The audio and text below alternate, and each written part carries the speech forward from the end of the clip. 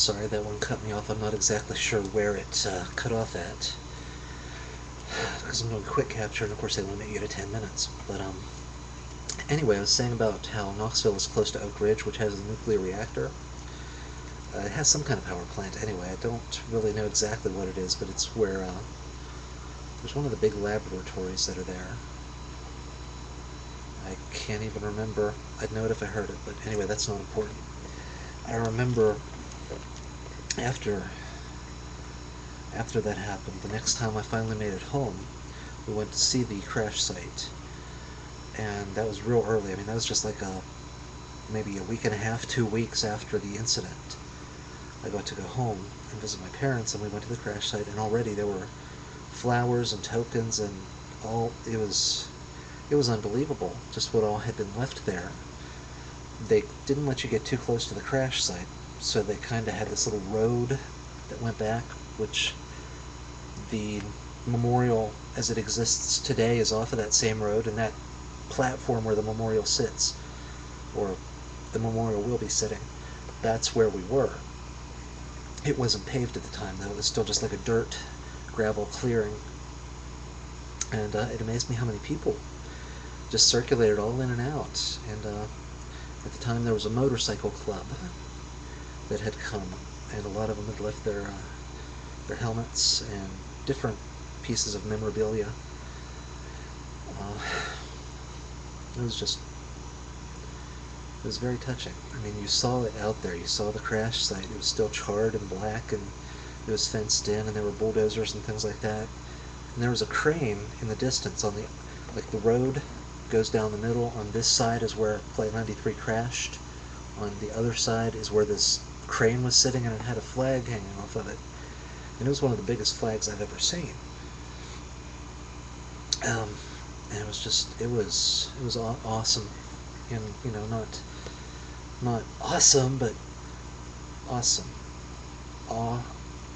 awe-inspiring, I guess you could say, overwhelming maybe would be the better word for it.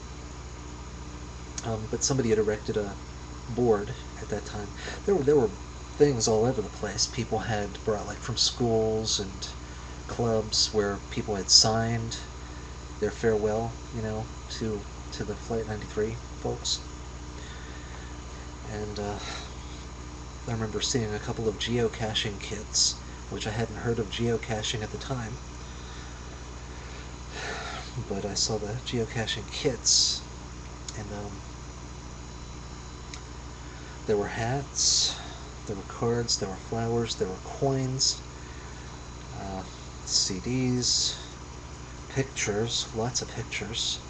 And just anywhere that anybody could sign something, they did. There were even rocks laying around that had people's signatures on them. And there were haystacks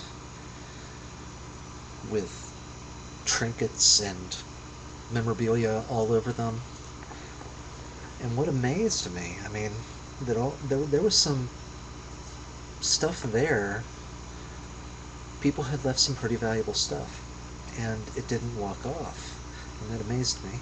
I mean, I don't know if people would have been too afraid to try it, or if people actually were having that much respect. And there was jewelry, a lot of jewelry, especially religious jewelry. There was a bunch of rosaries. I mean, those were all over the place. Rosaries and crosses. And I don't remember exactly what it was, but there was something that had been left there by a Muslim person.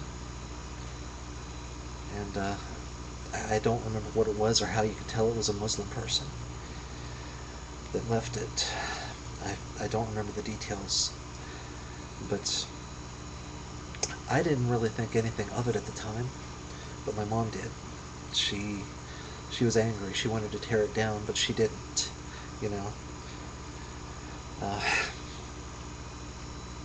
I guess she realized that it wasn't somebody rubbing our faces in it. It was somebody who felt the tragedy too, who happened to be Muslim. But at that time it was still too fresh. The wounds were still too fresh. You wanted to react. And there was a lot of anti-Muslim sentiment in the country at the time, and there still is some today.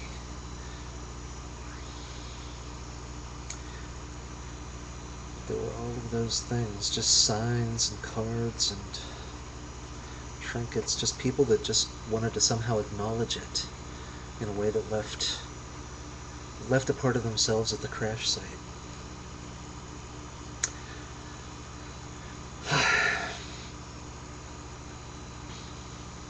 The Flight 93 crash site has changed since then, of course. It's a lot more developed. It's not, it's no stunning super development or anything, but it's built up a lot more.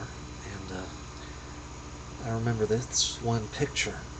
Somebody had managed to get a camera right after the crash, and they were on the other side of a hill, and they took a picture of this big black-gray plume of smoke rising up from behind the mountain. It was just on the other side of the mountain from them, and there was a barn in front of it, and the hill behind the barn and the big plume of gray. And that picture just said it all.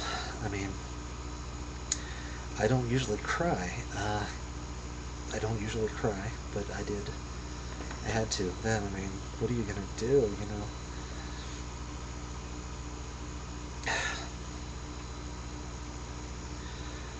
Like I said, if you happen to be one of the people who thinks that America deserved it, or at least that it's not a surprising thing to have happened, it's still the people that were affected most didn't deserve it.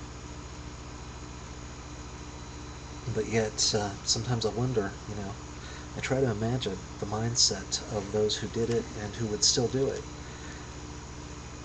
This is about my Flight 93 experience, though, so I'm not going to get too much into that on this clip. I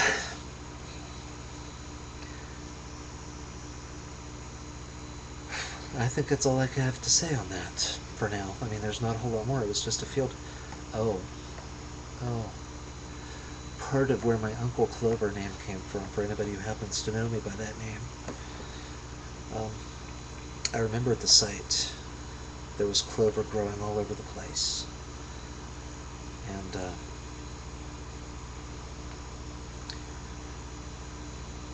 I had gone around and I started finding 4-leaf clovers.